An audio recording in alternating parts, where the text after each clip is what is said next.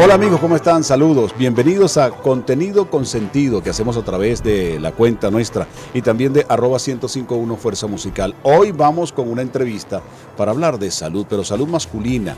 Uno de los tabúes más grandes en América Latina es la visita al urólogo. Hoy tenemos al doctor Gustavo Villamil, médico urólogo, que va a conversar con nosotros para que desarrollemos ese tema. Por ejemplo, preguntarnos, ¿cuándo ir al urólogo? ¿Es solamente el urólogo un médico de caballeros? Las damas tienen consulta con el urólogo. Subtemas como por ejemplo el BPH, cáncer de próstata, hiperplasia prostática y otros más los conversaremos con el doctor Gustavo Villamil, que está con nosotros en el día. Gustavo, buenos días, bienvenido. ¿Cómo estás? Un gusto, ¿no? Bienvenido, teníamos pendiente esta conversación. Gustavo nos acompaña siempre en la radio y hoy lo tenemos con nosotros en este primer segmento. Vamos a hacer 2 segmentos hablando sobre la salud masculina. Preguntarte primero, ¿a qué se dedica un médico urólogo? ¿Cuál es el rango de acción de un médico urólogo? Y además, si es solamente para caballeros o también entran allí las damas. Sí, bueno, muchas gracias por la invitación y quienes nos están de alguna forma sintonizando, quienes van a ver este contenido que estamos generando de salud masculina.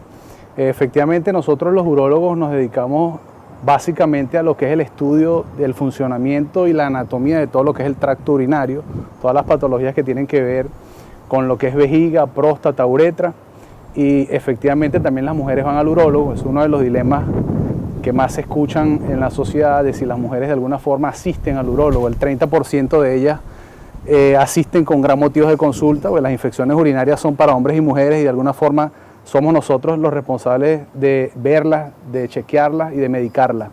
Las mujeres también sufren de cólicos nefríticos, de cálculos renales y de incontinencia. Entonces, de alguna forma están involucradas en nuestra consulta.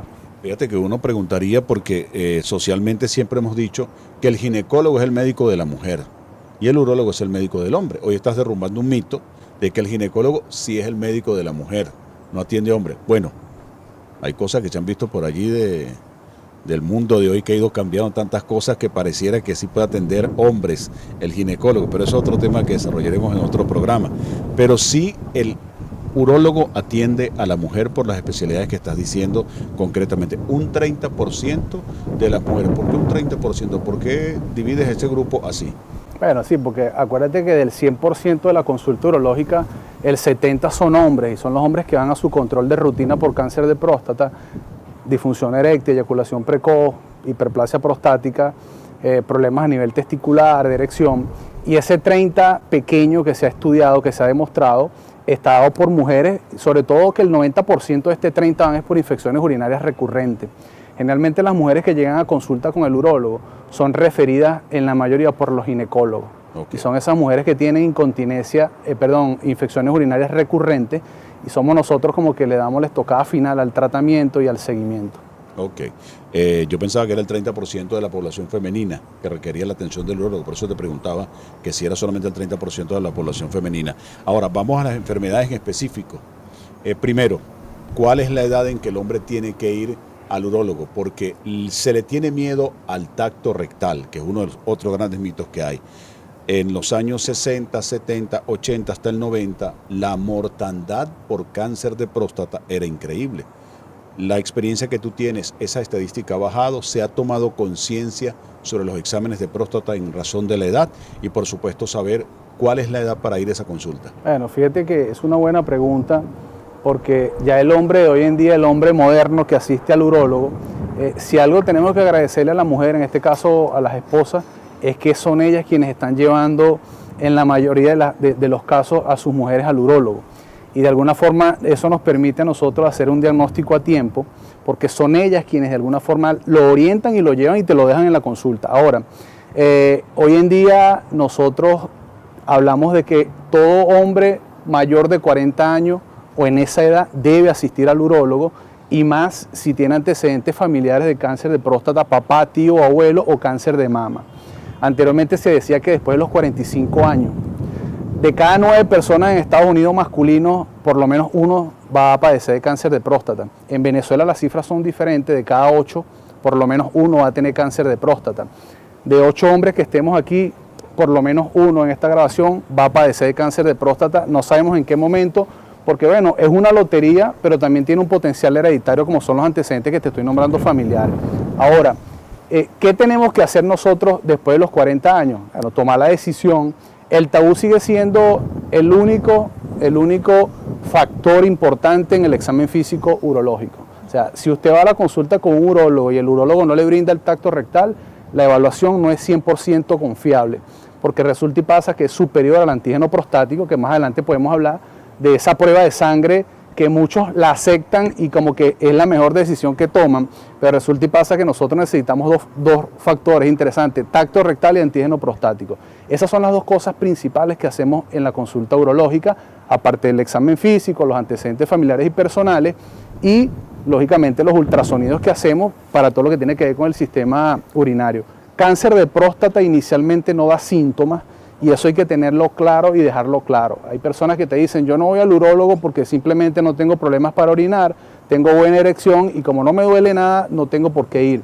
Y resulta y pasa que al contrario, el cáncer de próstata inicialmente no te genera síntomas y te confías. Preocúpate cuando tengas síntomas urológicos y la enfermedad avanzada, porque ya sabemos hacia dónde vamos. El estadio que vamos a hablar eso más adelante también.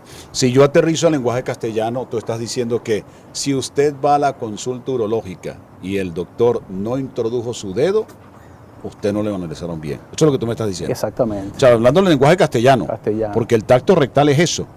Y yo quisiera también hablar en detalle, porque quiero hablar sin desparpajo, quizás eso es lo que nos permiten las redes sociales, ver las cosas un poquito más detalladas. ¿Cuánto dura ese tacto rectal?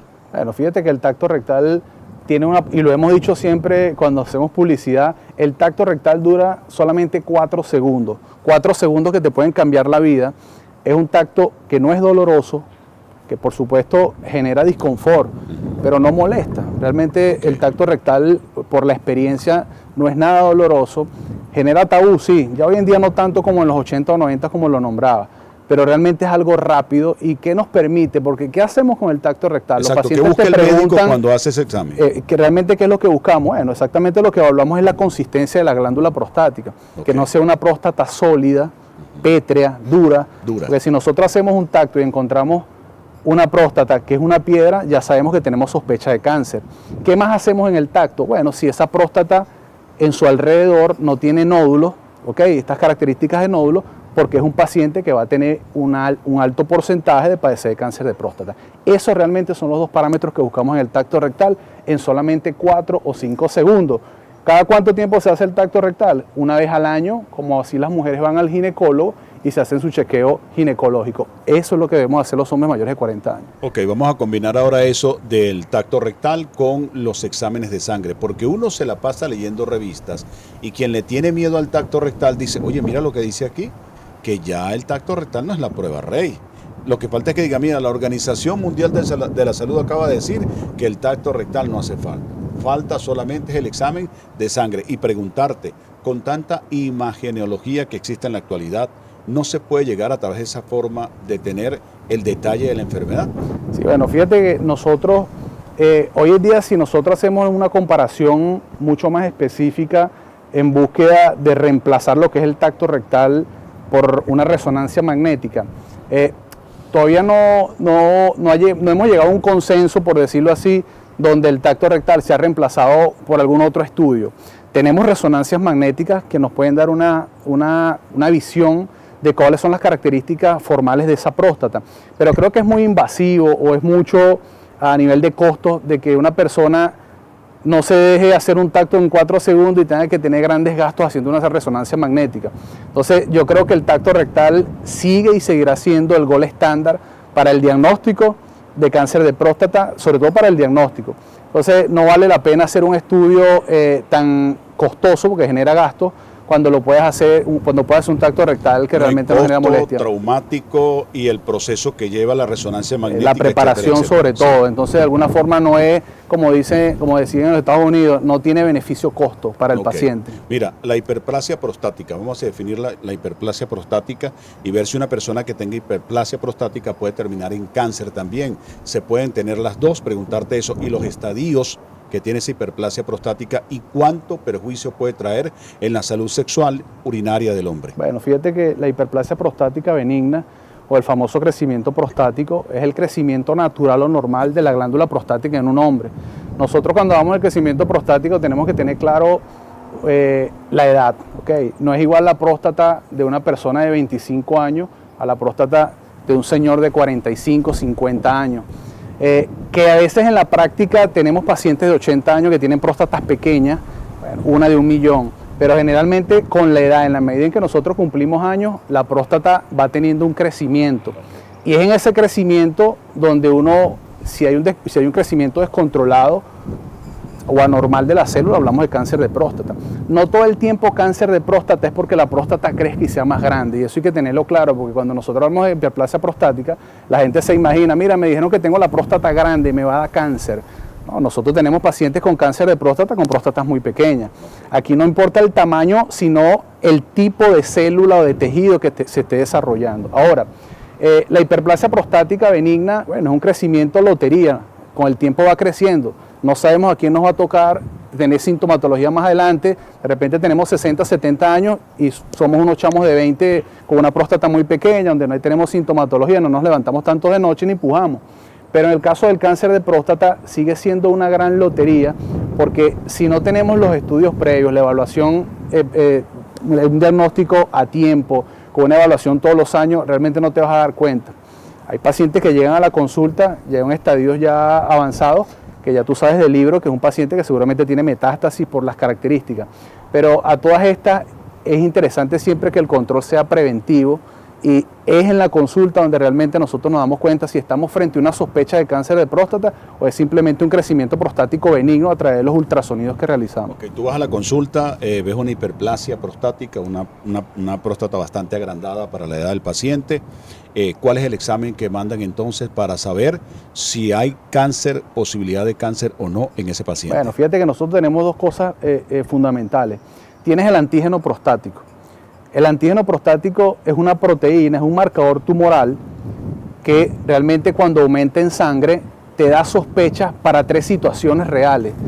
Un antígeno prostático alto te puede hablar de una próstata grande, un crecimiento prostático, de una prostatitis o de cáncer de próstata. No todo el tiempo antígeno prostático elevado es cáncer de próstata, y la gente tiene que saber esto.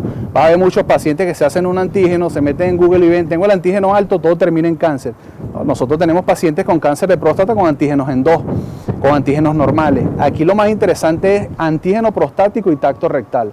No existe otra forma de que yo me imagine o guíe un diagnóstico si no tengo esos 2 parámetros, tacto rectal y antígeno prostático. ¿Y quién me da el definitivo del diagnóstico? La biopsia prostática. A eso me refiero, porque ya tú tienes el tacto rectal y tienes el antígeno prostático. Okay. ¿Cómo prosigue ese examen, esa evaluación? ¿Se hace de manera ambulatoria? ¿Se hace en un quirófano? ¿Cómo procede ese examen? Bueno, fíjate que nosotros hoy en día, la tecnología en el mundo de la urología, hoy en día estamos haciendo 2 biopsias prostáticas, que es la clásica biopsia transrectal guiada por un ultrasonido. Generalmente son pacientes que se van a una sedación con un anestesiólogo. Eso lo hacemos en un quirófano, en un área que verdaderamente esté capacitada, con un anestesiólogo, aire acondicionado, que cumpla las medidas sanitarias. Es un procedimiento ambulatorio porque dura 30 minutos y el paciente se incorpora a sus actividades el mismo día. Esa es la biopsia de próstata clásica transrectal. Nosotros estamos haciendo hoy en día, y se está haciendo en el Centro Médico Docente de la Trinidad, a través de una plataforma que se llama Focalix, las biopsias transperineal, a través de una resonancia magnética multiparamétrica. Hay unas imágenes que se mandan a Estados Unidos, a Miami, ellos nos mandan los planos y a través de ultrasonido fusionamos con la resonancia y a través de transperineal, no transrectal, tomamos las muestras de manera precisa. Hoy en día se ha demostrado, aunque es una plataforma nueva, que hemos tenido pacientes que han pasado por biopsias clásicas saliendo negativos y en una segunda oportunidad aplicamos plataforma Focali y es tan preciso que nos ha dado diagnósticos positivos. Es una plataforma nueva, por supuesto que el costo es diferente de una biopsia clásica, pero también tenemos esa tecnología a la mano, lo hacemos en Caracas y bueno, es parte también de ese diagnóstico que se desarrolla. En cuanto a beneficio-costo, un poco más costoso, pero con una precisión, es algo moderno, es como la cirugía robótica, pero tenemos esos dos platos fuertes para hacer el diagnóstico de cáncer de próstata. Estamos conversando hoy con el doctor Gustavo Villamil, urólogo, con nosotros desde el Gran Hotel aquí en Guatire, en el estado Miranda, República de Venezuela, República Bolivariana de Venezuela. Por eso es que él decía que está en el Centro Médico Docente de la Trinidad. De todas maneras, todas las redes sociales del doctor Gustavo Villamil se las dejaremos en pantalla para que usted tenga mayor acceso y detalle de él, hasta el número telefónico para que lo llame de donde quiera, le escriba vía WhatsApp de donde quiera y consulte con el doctor Gustavo Villamil si así lo desea. Gustavo, ya entonces tenemos el diagnóstico y preguntarte, ¿qué procede después? ¿Cirugía? ¿Cuál es el tipo de cirugía? Yo quiero decirle a los oyentes con la sinceridad del caso, yo soy paciente de Gustavo, ¿no? Y una de las cosas que Gustavo nos decía a nosotros es que en el caso mío yo sufro de hiperplasia prostática. Benigna. Y yo recuerdo que alguien me decía a mí, bueno, benigna, gracias a Dios benigna. Alguien me decía a mí en su momento, un médico con el que hablé me decía, mira, la próstata tiene que ser del tamaño de una nuez, por ejemplo. Tú tienes un balón de fútbol. Entonces imagínate, todas las cantidades de trastornos que eso te trae, y Gustavo decía, bueno, ¿y cómo tú orinas? Preguntarle al médico, hay cosas que ustedes no se explican, porque hay momentos que el paciente siente como más restricción para orinar, hay momentos que no, el comienzo de la mañana, el estrés tiene relación. ¿Cómo se comporta el cuerpo humano cuando tiene este tipo de patología? Sí, bueno, fíjate que es interesante, sobre todo la calidad de vida que te generan los síntomas urinarios bajos, como es el caso del crecimiento prostático obstructivo. Es ese paciente que cuando inicia la micción se detiene, luego arranca. Es el paciente que se para más de 5 o 6 veces en la noche y no termina de desocupar la vejiga, y es ese paciente que aún tiene goteo posmiccional. Nosotros tenemos la maña los hombres de que una vez que orinamos nos sacudimos, como decimos en criollo, y es ese paciente que moja el interior porque hay un goteo posmiccional. Es el paciente que tiene una urgencia. Si tiene ganas de orinar y no tiene un baño cerca, ese paciente se le sale la orina. Estos son los síntomas clásicos del crecimiento prostático, la hiperplasia prostática benigna, que tienen un tratamiento de primera línea. Hoy en día, gracias a la industria farmacéutica, nosotros tenemos tratamientos de primera línea en síntomas leves a moderados.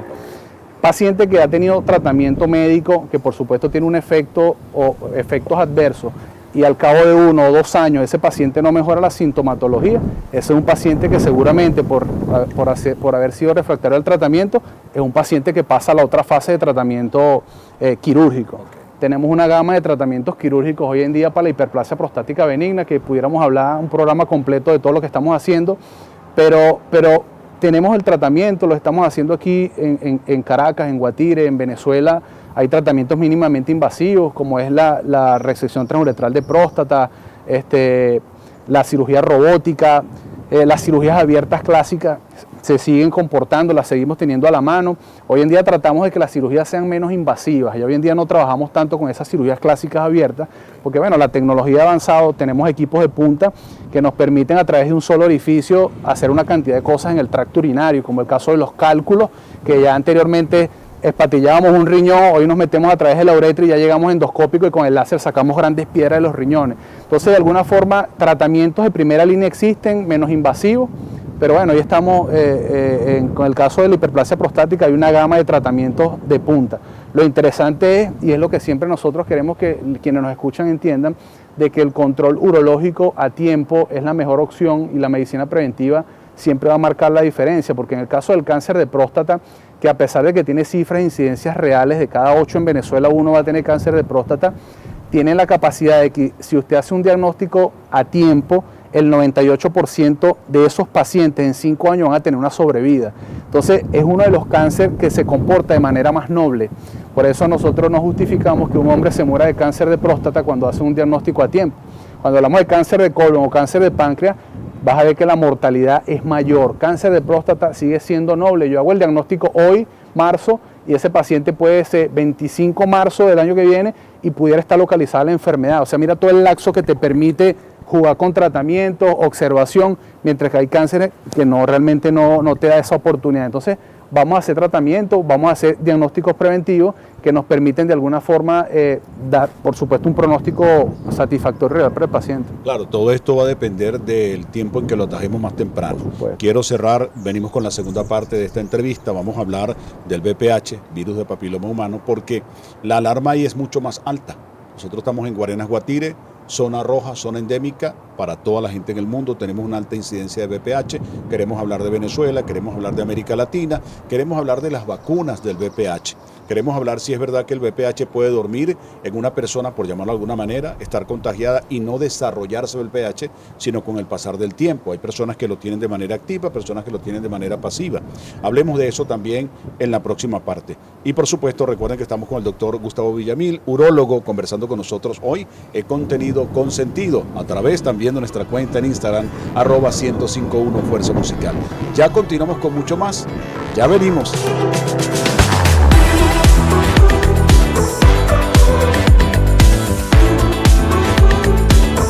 Bueno amigos, continuamos. Está el segundo segmento de nuestro programa con el doctor Gustavo Villamil, urólogo, con nosotros hablando hoy sobre la urología.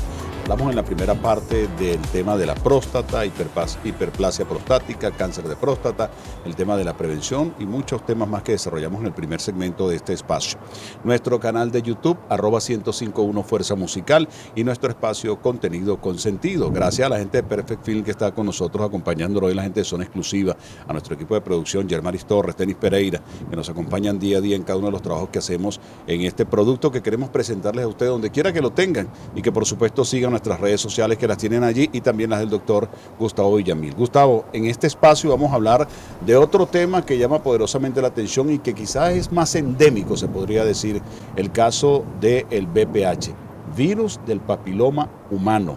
Vamos a hablar de eso, cómo se detecta, cómo se diagnostica, cómo se desarrolla y cuál es la edad en la cual se puede presentar, si más en hembras, en caballeros, en damas, en niños. Sí, bueno, efectivamente el virus del papiloma humano es una enfermedad de transmisión sexual y eso hay que tenerlo claro para quienes de alguna forma nos escuchan o van a estar escuchando estos contenidos. VPH es transmisión sexual, tiene que haber un contacto de mucosa con mucosa, de piel con piel, para que haya contagio.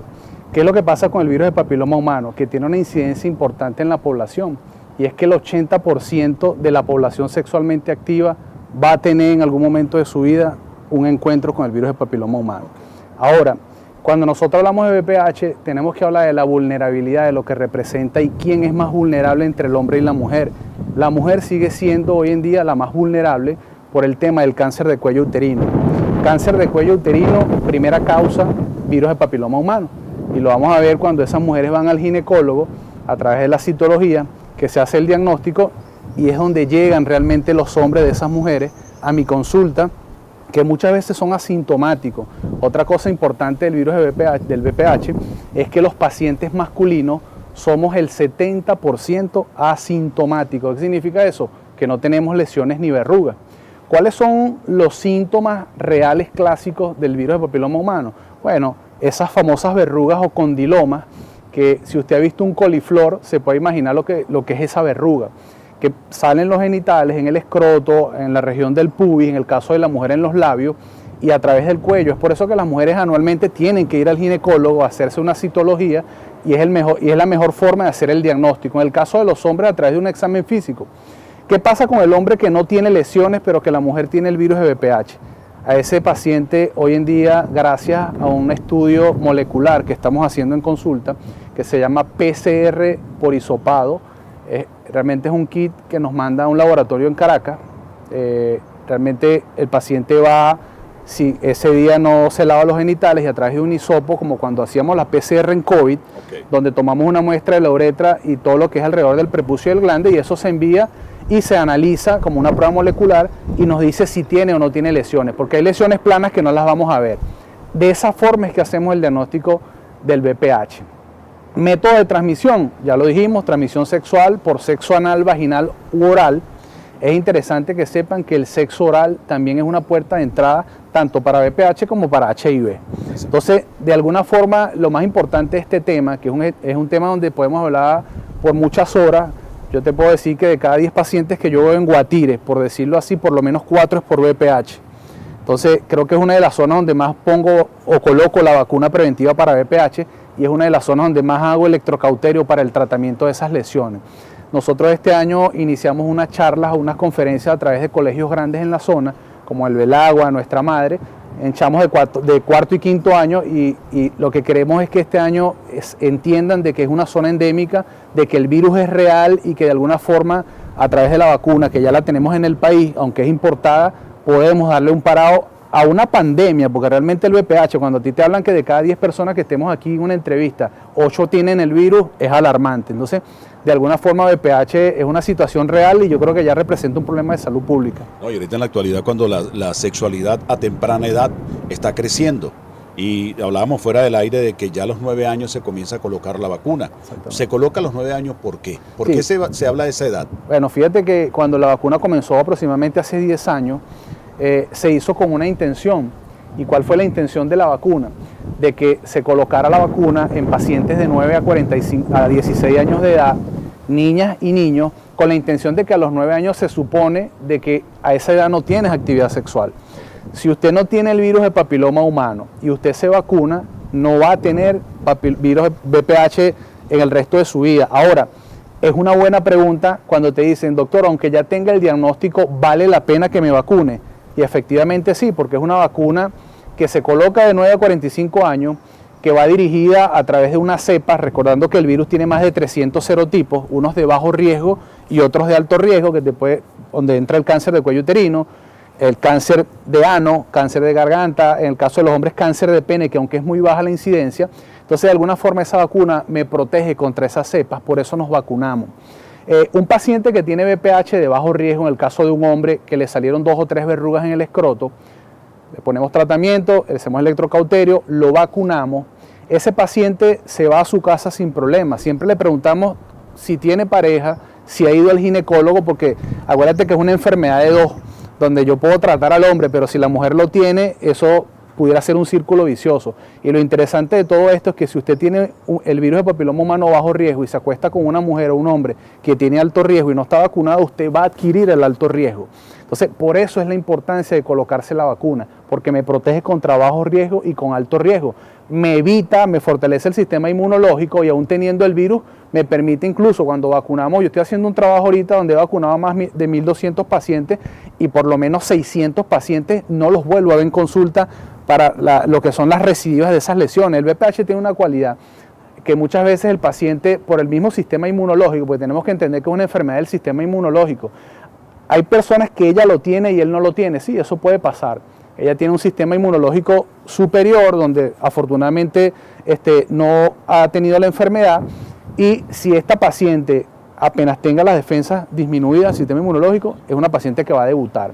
Ahora, lo más interesante de esto es que, bueno, tenemos que vacunarnos de alguna forma. Desafortunadamente en el país no tenemos la vacuna, no está en la plataforma del Sistema Nacional de Salud.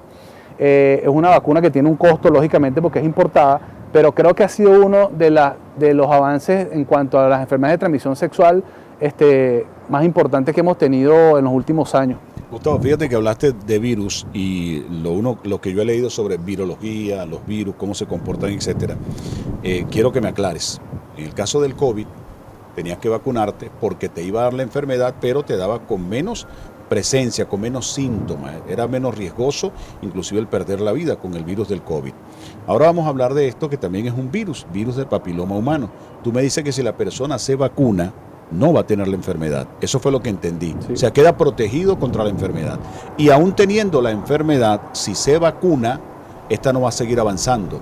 Ahora te pregunto, la transmisión de esa enfermedad en la persona que se ha vacunado. Bueno, fíjate, lo primero que hay que entender es que el virus de papiloma humano no se cura. Eso hay que dejarlo claro. Esa es la primera pregunta que te dicen los pacientes. ¿Tiene cura el VPH? No, pero lo puedo controlar. El virus de papiloma humano tiene un control. ¿Cómo se comporta el virus en el organismo? Off-on.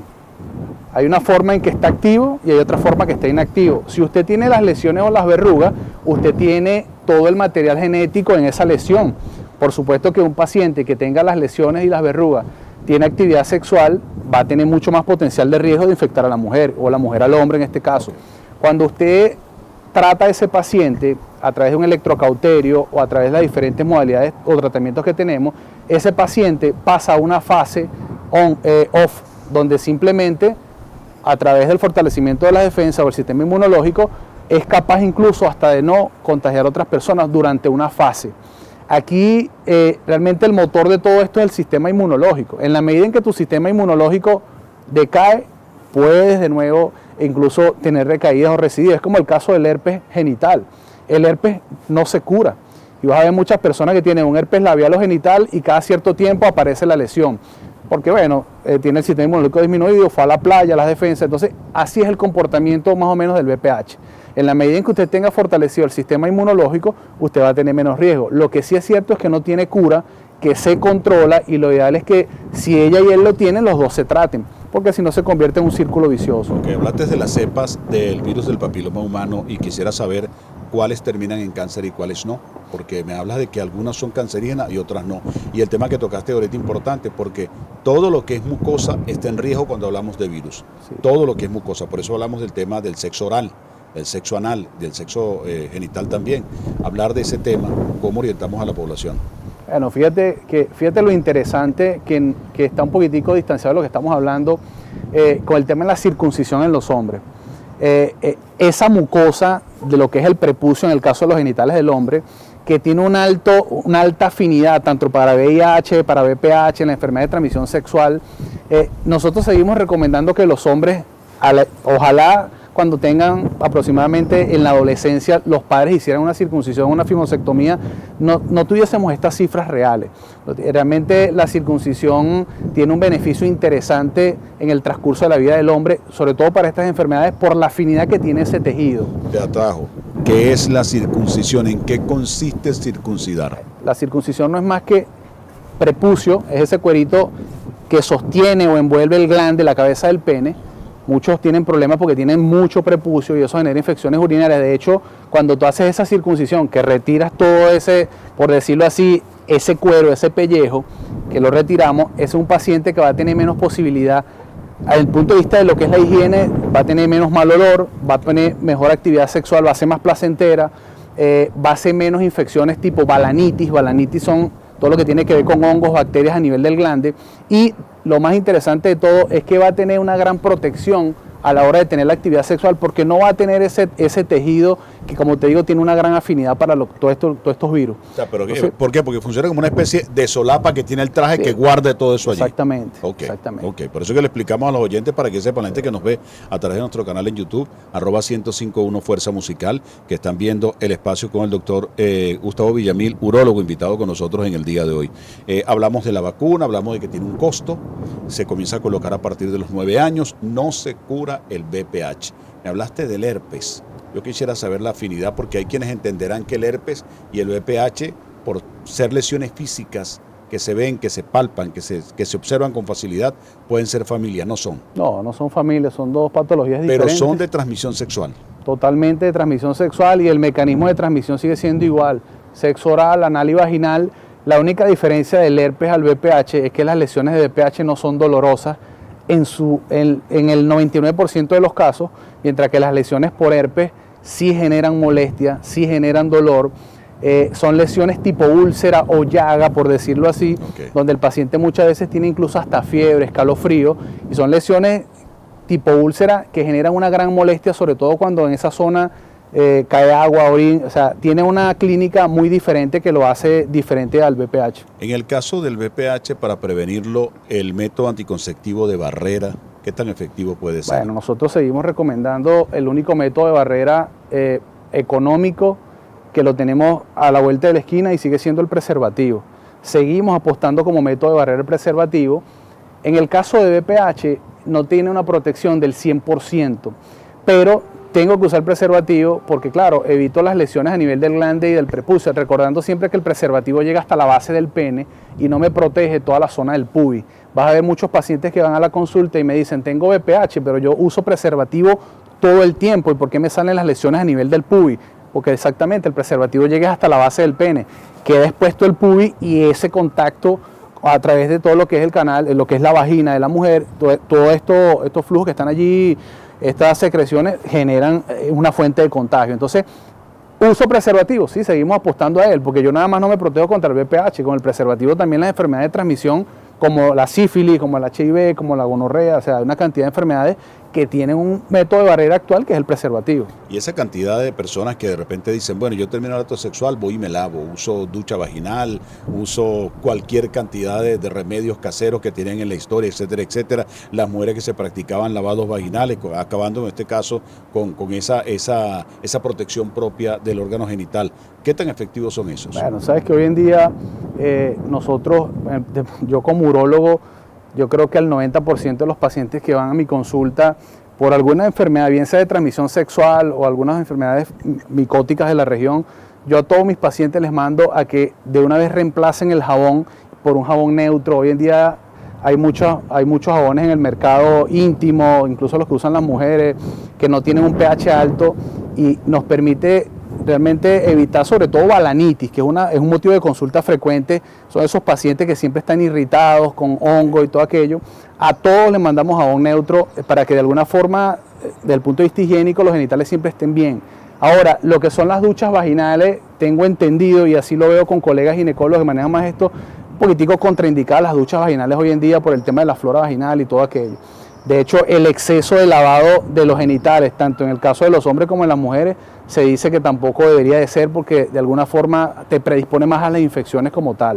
O sea, de alguna forma aquí la norma es que, bueno, si usted tiene actividad sexual, después de la actividad sexual, en el caso de los hombres, debemos lavarnos los genitales, secarnos sobre todo, porque en la medida en que la zona de los genitales esté más seca, tenga menos humedad, tienes menos riesgo de tener infecciones tanto de transmisión sexual como enfermedades micóticas, en el caso de los hongos, sobre todo. Okay. Gustavo, ya para ir cerrando, concluyendo nuestro espacio, hablamos de dos temas interesantes, hablamos ya de la próstata, hablamos del BPH y hablamos de que la mujer también tiene que ir a la consulta urológica, que también es importante para ella.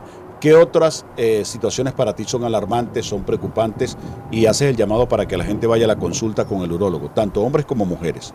Bueno, sí, fíjate que nosotros tenemos una consulta diversa, por decirlo así.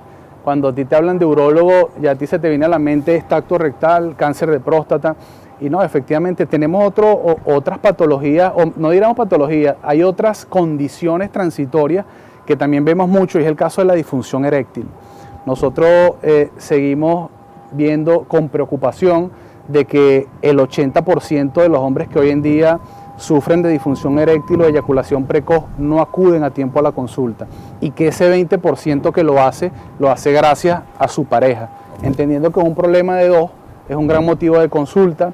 Quienes nos están escuchando y de alguna forma están pasando por esta situación, que digo que es una situación o una condición transitoria, porque tenemos tratamientos de primera línea que van desde una tableta hasta en casos extremos la colocación de la prótesis de pene, que lo hacemos como rutina. O sea que no la historia no termina allí en una disfunción severa y se me acaba el mundo si soy muy joven. No, nosotros colocamos prótesis de última generación actualmente, pero lo más interesante es que hay temas que no se tocan por el tema tabú. Y yo creo que disfunción eréctil y eyaculación precoz es un problema interesante, no es un problema de salud pública, pero sí un problema social donde todavía existe mucho tabú. De cada 4 hombres, por lo menos 2 van a tener episodios alguna vez en su vida de disfunción eréctil. Ahora, pero fíjate que ese tema es muy interesante y es uno de los grandes temores del hombre, lo decimos nosotros, sobre todo en América Latina. Y preguntarte, nos queda todavía tiempo, saber si te toca decir 5 elementos que beneficien la disfunción eréctil en el hombre, además del tema psicológico, el tema emocional, etcétera. ¿Cuáles son esos que, desde el punto de vista fisiológico, de patología, pueden generar disfunción eréctil en el hombre y eyaculación precoz o eyaculación precoz? Bueno, lo que pasa es que cuando tú hablas de disfunción eréctil, hay que englobar una cantidad de factores, porque disfunción eréctil tiene que ver alimentación, ejercicio, pero también hay unas condiciones que realmente es como un calzado a la medida. Los pacientes hipertensos y diabéticos van a ser pacientes que van a tener de alguna forma en su vida episodios de disfunción eréctil. Entonces es como que un pasaporte obligatorio donde estos pacientes que por esa condición de estas enfermedades crónicas van a transitar por disfunción eréctil. Ahora, ¿cómo podemos nosotros mejorar la sexualidad? ¿Cómo podemos nosotros, si llegáramos a tener un acercamiento a ese proceso? Porque vuelvo y te digo, yo veo en mi consulta más disfunción eréctil en chamos jóvenes que en adultos de 60 años. Cuando tú hablas de disfunción eréctil, tú te imaginas el señor de 70 años que es el que va, y hoy en día no se trata de eso, porque tú lo has dicho, hay un problema, el 80% del problema de la disfunción es psicológico. Okay. Habrán unos problemas muy bajos por anatomía, por algún problema venoso, pero realmente es por la ansiedad, es por el miedo. Y el otro problema es que no se resuelve en pareja. Y cuando yo veo a un paciente con disfunción eréctil, lo primero que le pregunto es dónde está su pareja, porque me gusta que el tema se aborde desde el punto de vista multidisciplinario. Ella, incluso utilizamos un sexólogo, porque la mayoría de los casos requiere de un sexólogo, que también es otro mundo grande donde la gente le tiene miedo, pero es un profesional que está allí y que es exitoso en las terapias de sexualidad. Entonces, hay una cantidad de gente que se involucra. Nosotros hemos dicho que la erección pasa por un proceso gigante. Cuando hablamos de erección tenemos que hablar de sangre, tenemos que hablar de los cuerpos cavernosos, pero más atrás de eso es como una grabación. Ahí interactúan sentimientos, estímulos, hormonas, el cerebro. Aquí en esta grabación, si el que lleva el cable, el que toma la foto, se queda atrás, esto no sale bien. Y en la erección es más o menos lo mismo. Si hay algo que está fallando en la erección, desde el punto de vista psicológico, estrés, cansancio, no vamos a tener una buena erección. Entonces, yo sí creo que es un problema que siempre hay que resolverlo con la pareja. Pacientes que van a la consulta por disfunción solo, me gusta que siempre estén con su pareja, porque es un problema de dos y al fin y al cabo la presión siempre va a ser mayor, y tú lo has dicho, porque a los hombres nos ha acostumbrado de que somos unos super machos, que tenemos que tener erección al 100% siempre, y que no se vale en la sociedad, que nos acostumbró a decir que no, y que si usted no tiene una buena erección, usted no es un superhombre. Entonces, la sociedad y la historia nos ha marcado y nos ha puesto allí como de protagonistas, pero nos ha dejado una responsabilidad gigante. Entonces, de alguna forma, yo creo que disfunción eréctil, más que esa, porque fíjate, el paciente que va, primero porque no tiene buena erección, y segundo, el escándalo que se forma en su casa, por muchas razones que ya las conocemos. Entonces él va con una doble presión. Yo creo que la salida de este hueco sin fondo es la mujer. La mujer corre, realmente tiene un gran protagonismo en la solución de ese problema, y por eso la involucramos. ¿Entiendes? Entonces, disfunción eréctil es tremendo tema. Bueno, el mensaje siempre es que los hombres se atrevan, porque te pasa una vez y te pasa 2 y 3 veces, y siempre buscamos como que un culpable. Bueno, la primera vez me pasó, me eché unos tragos, la segunda, bueno, no creo, la tercera, y hay un momento en que te sientes encajonado y dices, no, esto está pasando muy frecuente, y es allí donde pasan tantas cosas, y eso es lo que pasa con la disfunción, que tú no terminas como que de aceptar la situación, y es como quienes caen en las drogas. Si usted no acepta el cambio, no vas a tener ayuda. Entonces la ayuda es por ir al médico, por aceptar lo que tiene, y por supuesto que hay tratamientos de primera línea. La disfunción eréctil hoy en día es un problema que se resuelve con una pastilla, está bien, pero es un problema rápido de resolverlo. Si los hombres verdaderamente supieran lo fácil que es salir de esta situación, o sea, no, tanta disfunción, y hay muchas, de cada 4 2 tienen disfunción eréctil. No, y además de eso, bueno, importante destacar aquí, imagínense lo titánico que significa una erección, o sea, el trabajo que tenemos los hombres para tener una erección. Mujeres, valórenos, vale, por favor.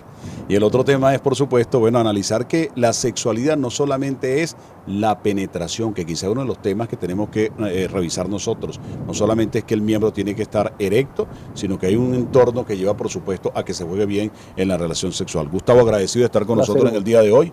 Bienvenido siempre, seguiremos conversando más adelante sobre estos temas. Amigos, a ustedes agradecidos por acompañarnos hoy en Contenido con Sentido. Ya saben que esto va a estar en nuestro canal de YouTube, @1051 Fuerza Musical. Allí tendrán todo el contenido del doctor Gustavo Villamil y todos los especialistas que hemos ido teniendo durante esta temporada. Gracias por estar con nosotros, gracias a la gente de Perfect Film, Zona Exclusiva, gracias a Denis Pereira y a Yermanis Torres, nuestra producción, por acompañarnos en el día de hoy. Muchas gracias, continúen con mucho más.